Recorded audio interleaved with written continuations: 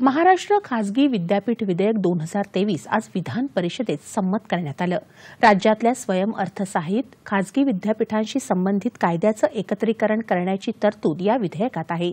यासोबतच जी.एच. रायसोनी आंतरराष्ट्रीय कौशल्य तंत्र विद्यापीठ पुणे विधेयक 2023 देखील विधान परिषदेत संमत करण्यात आलं।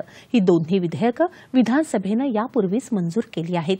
राज्यातल्या प्रत्येक ग्रामपंचायतीत पर्जन्यमापक बसवण्याचं नियोजन सुरू असल्याची माहिती कृषी मंत्री धनंजय मुंडे यांनी आज विधान परिषदेत नियम 97 अंतर्गत सुरू असलेल्या चर्चेत दिली।